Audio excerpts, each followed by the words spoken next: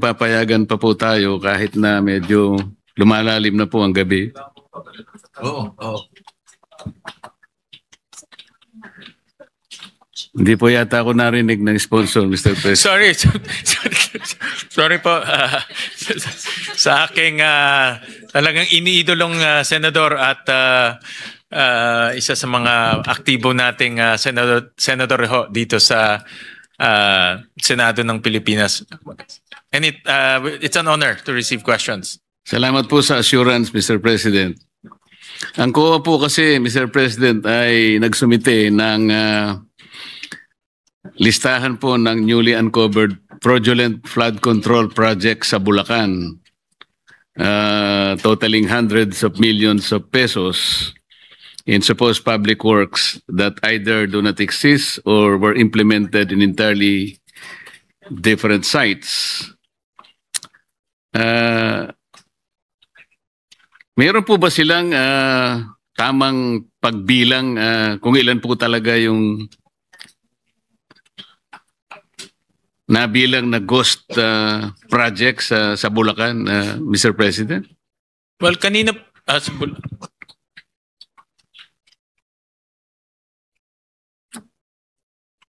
anong proportion?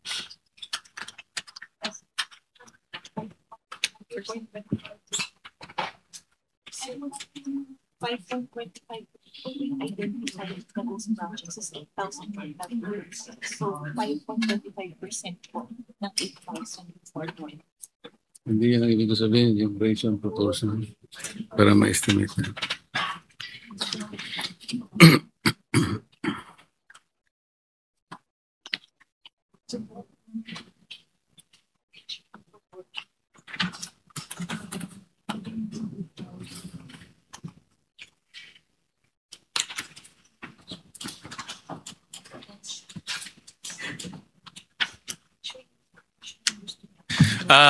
Tuloy-tuloy po yung validation ng team sa Bulacan. Ang suspected ho nilang ghost projects is 37, and out of that 37, 7 po ang ghost projects, Mr. President. Validated ghost projects out of the 37. At ang COA rin po, meron silang fraud audit kinoconduct sa Bulacan, at ang next nila po will be Metro Manila. In fact, yun po yung aming usapan ni chairman ng COA po. Sino po ang mas accurate, Mr. President? Yun pong bilang ng COA o yung bilang ng DPWH? Actually ho, nagko-coordinate ho sila, no? Because at the end, it's DPWH rin po ang magpa-file rin ng kaso. So, nagko-coordinate ho sila. In fact, itong mga agencies, insofar as flood control, this flood control issues concerned, nagko-coordinate very closely ho ang mga ahensya. Kasi po, Mr. President, ang pagkakaalam ko, fraud audit lang ginagawa ng COA, hindi naman siya talaga nag-inspect kung alin talaga yung ghost projects. Kaya maaaring hindi siya mabuting basihan kung ang pag-uusapan ay yung pagtansya o pagbilang ng tamang bilang ng lahat ng masasabi nating ghost flood control projects. Yung fraud audit po, Senator Marcoleta, ay composite team ang binuo ng COA and ng DPWH. So meron hong tao ng COA, meron din tao ng DPWH. Kasi yung technical side ho is really importante po ang DPWH dahil mga civil engineers ho yan. So composite team po ang binuo nila. Kasi po ang pagdududa ng representasyong ito, Mr. President, ay nanggagaling sa katotohanan na ang COA po ay isa sa mga sangay ng ating pamahalaan na dapat nakatutok talaga yun eh. Ang katotohanan nga po, lahat ng mga district engineering, bang tawag dyan, DE, opisina ng mga district engineers, meron pong resident auditors yan eh. Paano po natin masasabing ghost project? Eh dumaan naman sa kanila yun eh. Lahat po eh dumadaan din sa resident auditor eh. Ang iba nga pong nagsasabi eh complicit nga yung resident auditor sa mga project. At sabi po nila, Mr. President, tumatanggap din po ng commission po yung resident COA. Kaya kung sila po yung magbibilang, parang pagdududahan din, Mr. President. Yun ang punto lamang dito. Gusto natin kasing malaman, kasi po kanina, nalaman natin, sa ngayon po ay allegedly 420 pa lang ang projects na na-identify na ghost out of a possible universe of 8,000 flood control projects. Tama po ba yun, Mr. President? Tama po. Pwede po bang pakukwenta natin sa mga engineers ng DPWH ratio and proportion lamang po para matansya natin ilan ba talaga ang flood control project sa kabuuan itong universe para makwenta natin kung magkano talaga ang nawaldas sa pera ng gobyerno. Ratio and proportion lang po ito. Napakadali po nito. Yusek Ador Canlas, baka naman gusto mong kwentahin ito. Kanina po yung sagutin ko lang po yung unang katanungan. Ang COA bumuo ng Special Fraud Audit Team. So ito po ay nanggaling po sa COA Central. So hindi nila ginamit yung Bulacan resident auditors para po mag-audit ng mga flood control projects. So galing po to sa central office.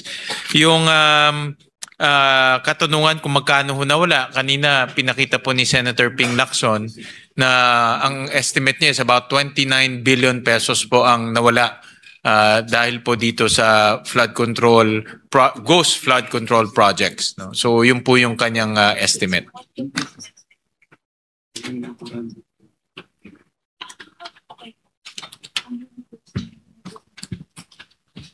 Ano pong kwenta ninyo, Yusek? Galing po kanina kay Senator Ping Lacson, ang estimate niya about 29 billion po ang kanyang estimate. Hindi po, yung 420 yun eh.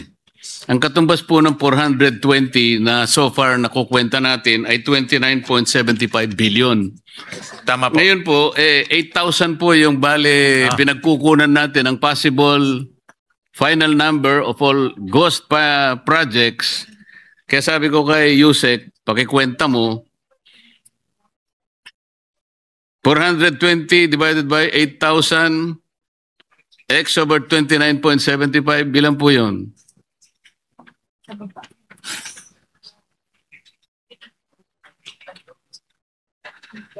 $156 billion, tama po? 156 billion. Yeah, tama ho. O yan po yung po pwedeng mangyari kung sakasakaling 8,000 lang. Baka umabot naman kasi ng 10,000 po eh. Kaya lalaki at lalaki po. 100, yan ang potential po, 156 billion. Yes, Mr. President. Correct. Kanina po, sa pagtatanong po ng mga naunang kasama natin, Mr. President, ay nasabi yata ng ating secretary na ang DPWH po at saka ang ICI ay nagsama para magrekomenda po ng pagpapile ng plunder and other charges against former President Saldico and former Speaker Martin Romualdez sa opisina ng Ombudsman. At ang pinagbasihan po ninyo, kung tama po ang aking pagkakadinig, Mr. President, ay dalawang bagay. Yung 100 billion worth of government contracts secured by SunWest from 2016 to 2025 at saka yung statement po ni Orly Gutesa. Tama po ba yun, Mr. President? Tama po, Mr. President. Among others, pero tama ho kayo. Ngayon po, Mr. President, narinig ko rin po kanina na si Mr. Saldico ay meron ng warrant of arrest. Tama po.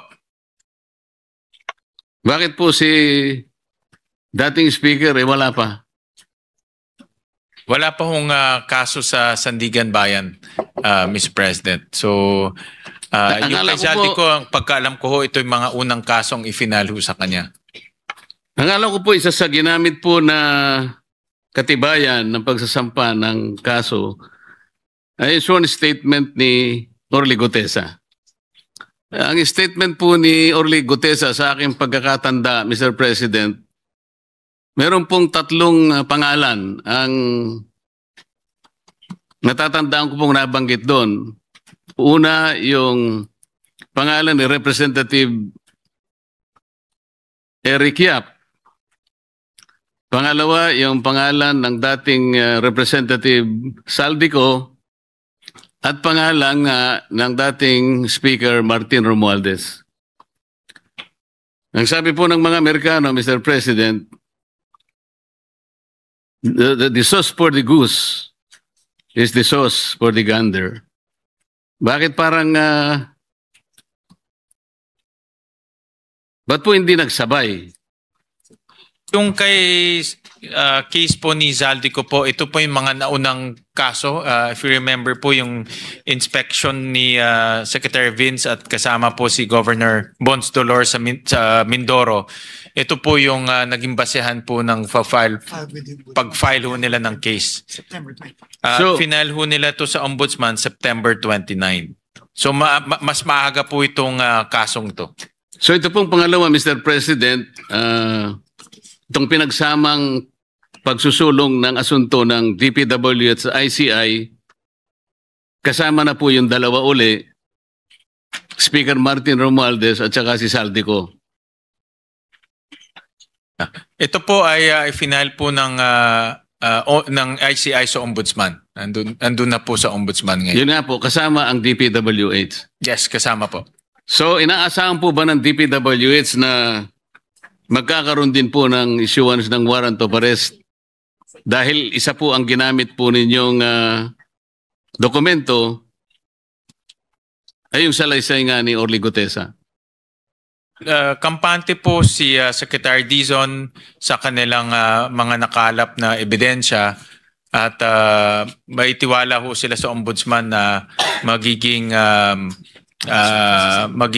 masino po sila sa pagtitingin ho dito sa mga ebidensya. Gusto ko rin pong paniwalaan yung sagot ninyo, Mr. President. Kaming salamat po. Thank you. Hindi po ba ninyo ginamit yung kamakailan lang ay pagpapahayag ni Representative Saldico na ipinadaan niya sa kanyang mga video recordings?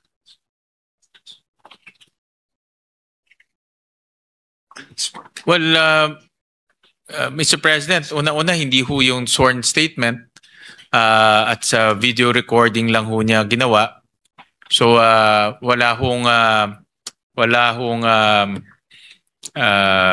saysay ho yung kanyang sworn statement. Wala pong saysay yung kanyang statement, hindi pala siyang sworn. Sorry, Mr. President. Pero Mr. President, kung inyo pong susuriin yung Republic Act 6770, ito po yung charter ng Ombudsman. Kung tawagin po yung Ombudsman Act of 1989, dito po sa Section 13 ng batas na ito, Mr. President, sinasabi po na the Ombudsman and his deputies as the protectors of the people shall act promptly as complaints filed in any form or manner. Hindi po sinasabi rito, Mr. President, na kinakailangan nakanotaryo. Kasi baka mamaya peki na naman ang nakuha niyang notaryo. So kahit na walang notaryo, in any form or manner, sa ibang mga desisyon nga po o aksyon ng ng ombudsman, kahit na anonymous po yung letter pinapatos po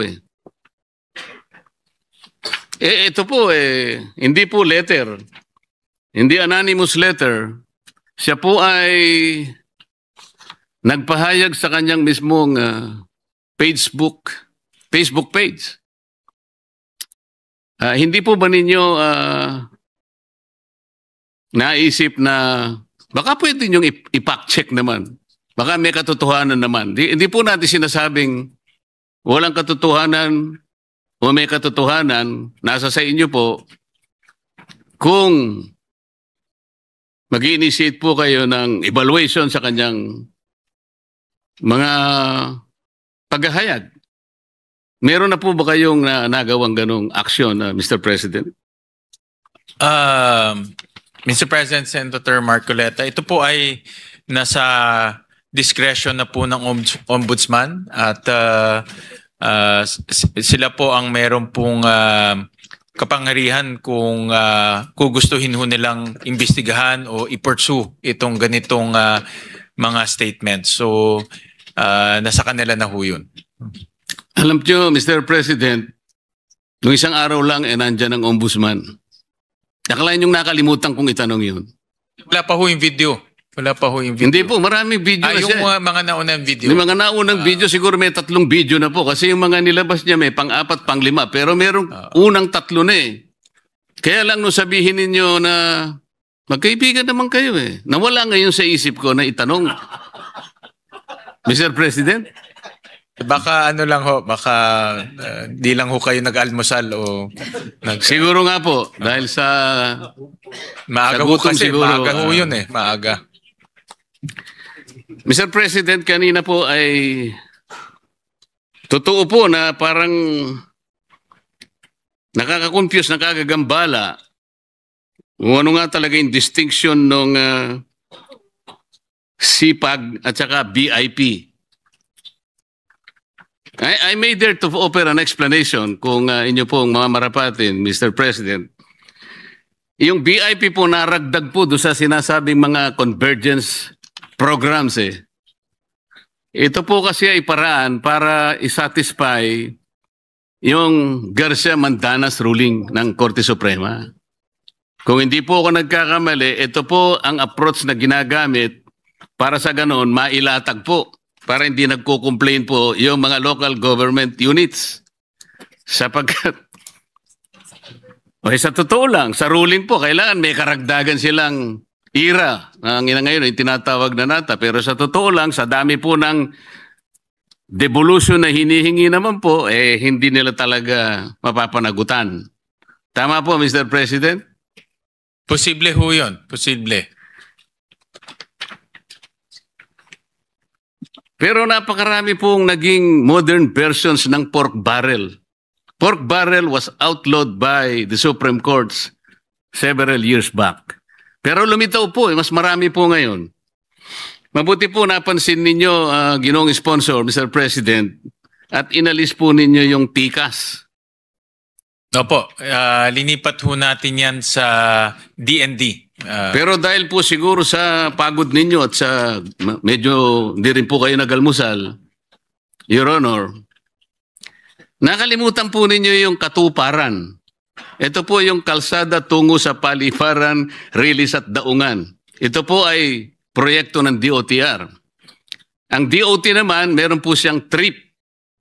Ito po yung Tourism Road Infrastructure Project Prioritization.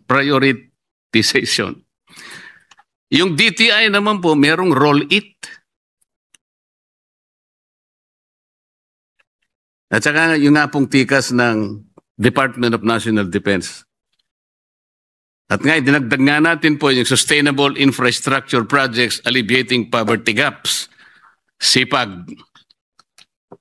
Nakalimutan pa ninyo yung SSP at saka CSSP. Napakarami pong naimbento ng DPWH para lamang po pagbigyan yung napakarami pong mga proponents ng ating infrastructure projects, lalong-lalo na po sa flood control.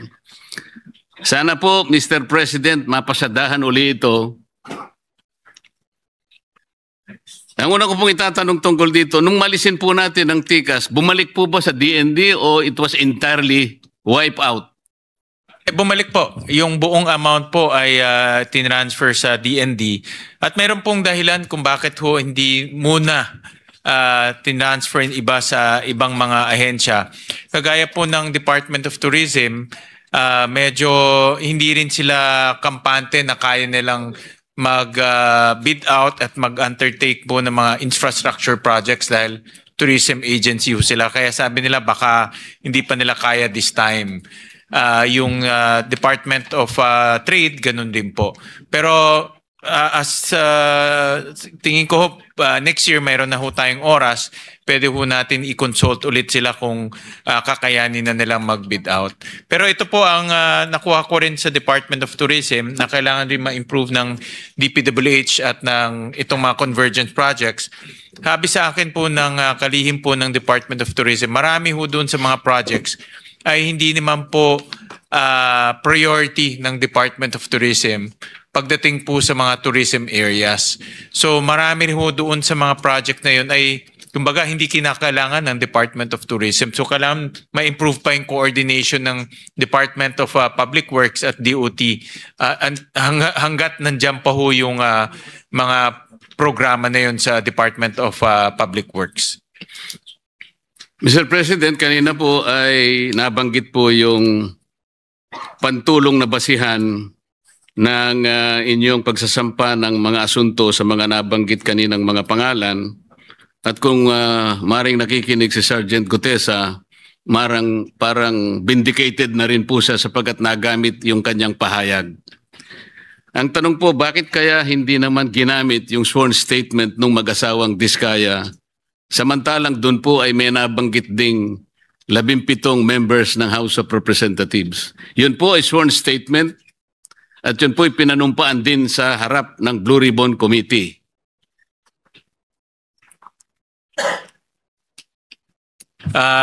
Yun po ay pinag-aaralan pa at posible rin pong gamitin yung kanilang mga salaysay. At kung gagamitin man, ito po ay gagamitin sa ibang asunto. So parang nakikita natin, pagka miyembro ng House of Representatives, parang mabagal po yung action. Parang yung pag-aaral medyo matagal-tagal po. Ano? Hindi naman po, hindi naman. Sabi ni Secretary Vince, hindi naman po ganun. Gusto ko rin pong paniwalaan yun, Mr. President. Totoo po, baka akala ninyo ako'y nagbibiro. Gustong-gusto kong paniwalaan yun. Naniniwala ba ho kayo? Parang...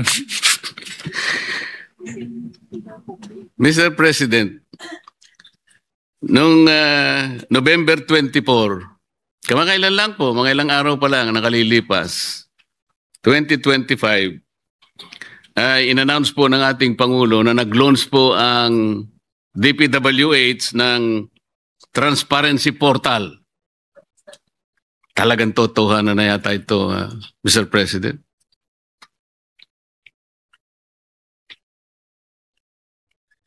Yung portal po is powered by artificial intelligence. Ang sangayon po sa mga ulat. Tama po ba yun? Tama po. Kanina po pinag-uusapan sa budget ng NTC at saka ng DITC that because of the sophistication of the artificial intelligence being used today, it is also considered as a potent tool for fraud. So paano po natin masasabi na sa paggamit ng artificial intelligence ay hindi po magagamit sa fraud? Baka nga po ito ay magamit na naman sa panliligaw at paglilihis po ng inyong mga natatapos na proyekto. Halimbawa po, Mr. President, sa napakarami pong applications na ginagamit ng DPWH, magsimula na po kayo doon sa Information Management System, meron po kayong MYPS, meron kayong PCMA, meron pa kayong Survey 123 na sa inyong pagsasalaysay sa amin, initially, ito po ay mga makapangyarihang mga tools para sa ganun ay ma-check natin yung talagang kalagayan ng mga proyekto. Nang sabi pa nga natin noon nang hindi pa natin nalalaman lahat, ang sabi nga natin geotag and real time. Only to be disappointed later on, Mr. President, na hindi pala totoo yun. Ngayon, meron na naman tayong transparency portal. Meron po bang kakayahan itong portal na to, Mr. President, na pagtingin mo ay mache-check natin yung 420 ghost projects easily? Tama ho kayo, Senator Marcoleta, nung narinig ko ho yung geotagging, lahat tayo natuwa dahil akala ho natin ito na ho ang teknolohiya na iiwas po sa sa korupsyon at sa katiwalian. Pero ganun pa man, nalampasan pa rin ng korupsyon yung geotagging.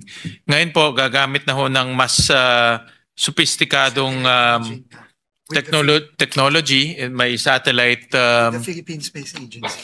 may satellite technology na ho in partnership with the Philippine Space Agency. Paborito niyo pong agency.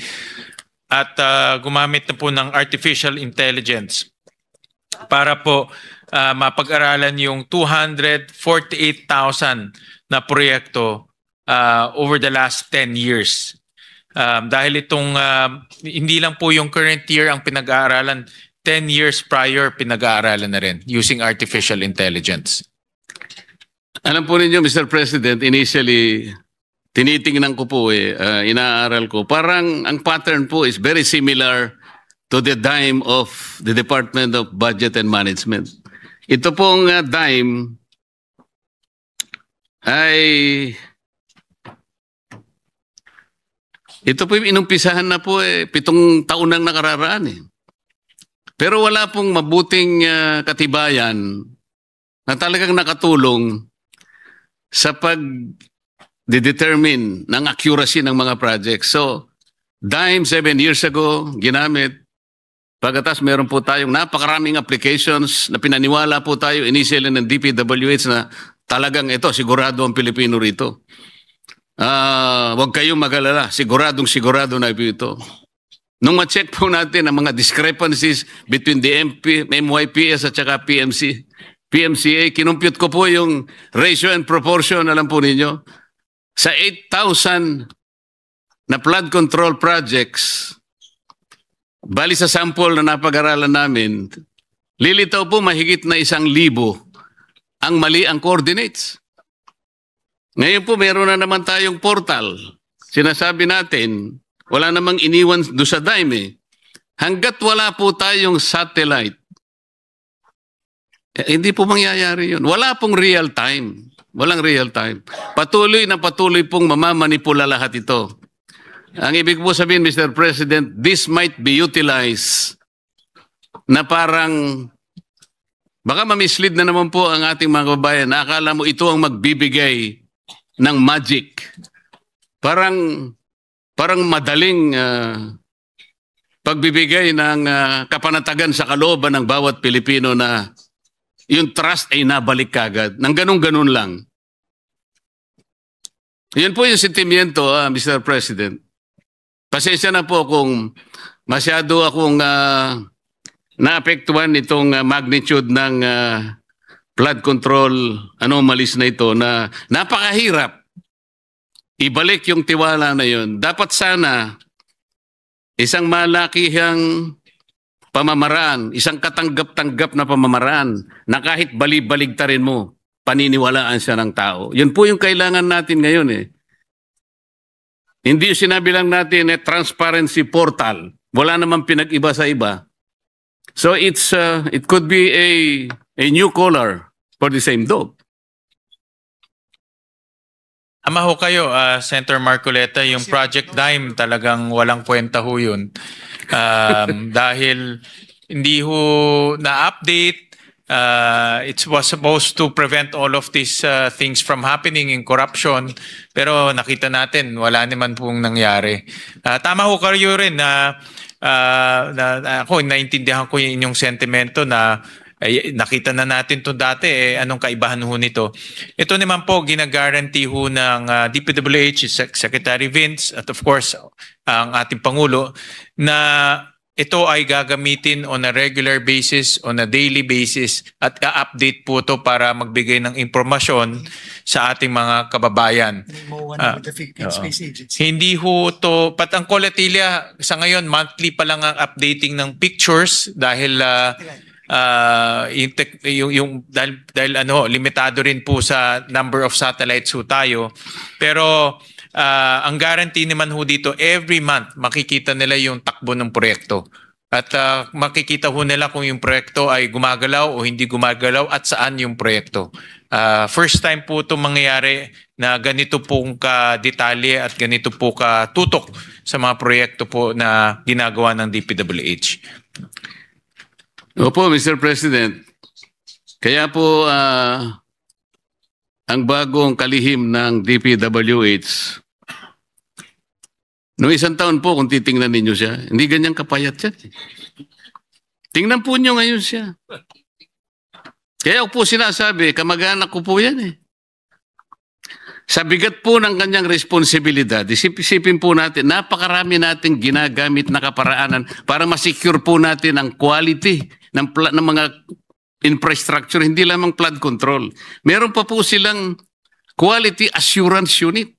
Naku po, pagka binasa po ninyo yung mga department orders, kundi po ako nagkakamali, 4 na department orders ang binasa ko na magkakadikit. Pinag-uusapan po yung quality assurance units na ang pinakasentro po nila, yung central office. QAU